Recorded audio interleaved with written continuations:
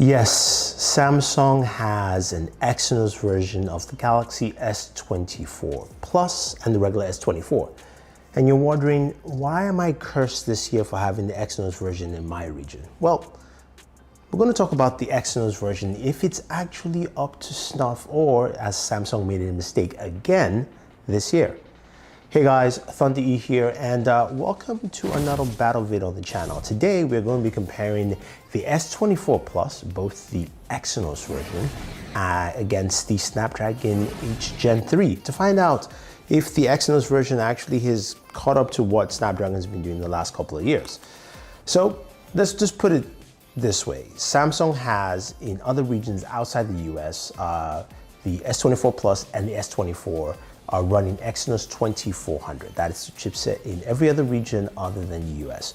The Ultra still remains at the Snapdragon, of course, 8 Gen 3. So what's the difference with the Exynos 2400? Is it the same? Is it something else? Or does it actually match what we have here? Now, I just want to point out that the devices are the same. Samsung has the same hardware in terms of the display for both devices, the fingerprint sensor, as well as also just the camera and build. It's just the chip that is different. So to differentiate it here, I do have the orange Exynos version of the S24 Plus with Sukuna as the wallpaper. And then we have Gojo on the cream version here with the Snapdragon 8 Gen 3. So let's jump into benchmarks to see what we have looking at Geekbench 6 to find out if there's any difference.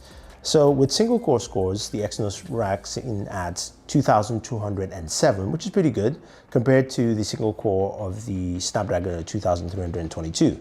Multi-core, Exynos is at 6,916, while the Snapdragon is at 7,149. So Snapdragon clearly beats it here, but that's not to say that the Exynos is behind, because I did have lower scores in the past that actually matched or even lower on the Snapdragon. So I would say Exynos is within the range and matches quite well. Then moving over to 3D Mark, let's look at some benchmark scores there. Starting off with Wildlife Extreme.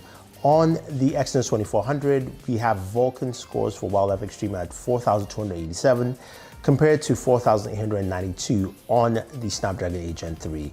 And then looking at Solo Bay, we have an Exynos 8,725 and a pretty close but slightly higher Snapdragon at 8,852. Again, similar scores with, of course, the Snapdragon slightly, just edging ahead. So what does that tell us for benchmarks? It means that Exynos has really bumped up its benchmarks and it's within the range of what Snapdragon actually has to offer. Sometimes you would get slightly lesser scores or higher, but I feel like in terms of benchmark scores, they're pretty much close together. I don't know. What do you guys think? Now at this point, let's go ahead and jump into the games that we expect to see. We're playing 4 games here, running some benchmarks on them. Start off with Call of Duty Mobile. Very simple one. We can play both games at the settings of course, ultra medium settings, which should give us 120 frames per second, at least standard. Looking at the Exynos, we're getting between 113 to about 118 frames per second, which is nice. It did stay closer to the lower 113 for a while. And 114, but again, it's way above 100 frames per second, so it's solid, but just noticing some of that differentiation there. Now with the Snapdragon here, again playing at ultra medium settings, we're able to get between 115 to 118. It did dip down certain points in time, but it always try to go back to even closer to 120. Again, slight variance with the Snapdragon slightly ahead, but nothing to say that it is fully better than what the Exynos brings to the table. Now, our next game, PUBG Mobile, for both devices, we can play them at 90 frames per second, which is good to see. And while playing both games, we saw the frame rates roughly around 88, 89 frames per second for both devices. There were some lower dips here and there, but honestly, they were pretty much on par playing on the Exynos 2400 and the Snapdragon 8 Gen 3. Now jumping into a new game I added for this video. I know you guys are always asking for newer games. I added War Thunder and I was able to play this at the max setting, which includes 120 frames per second.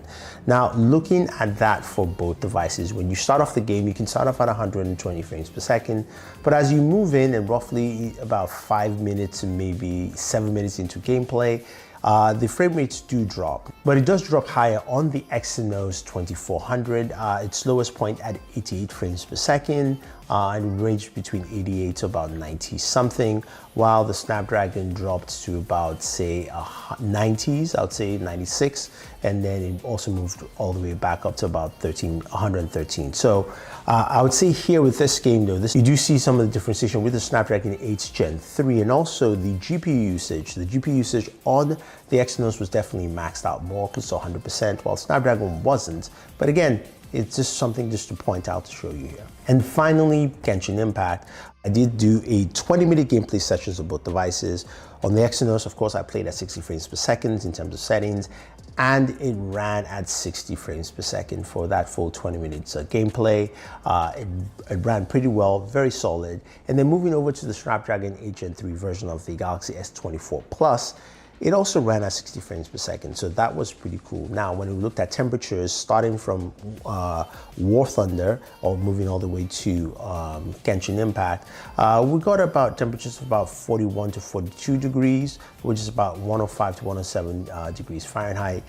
So that was consistent for both devices, which means Samsung's cooling is pretty good at keeping it consistently at the same temperatures for both devices, but also means that the output might be very similar in terms of just internal temperatures you get from either Exynos 2400 or the Snapdragon 8 Gen 3. Now, the next question, of course, you guys will ask is, what about battery life? So I did start both devices at 100%, and we came down to about 53% for the Exynos 2400 and 50% for the Snapdragon 8 Gen 3. Now, as I'm talking to you guys, it actually dipped down to 49% for the Snapdragon 8 Gen 3.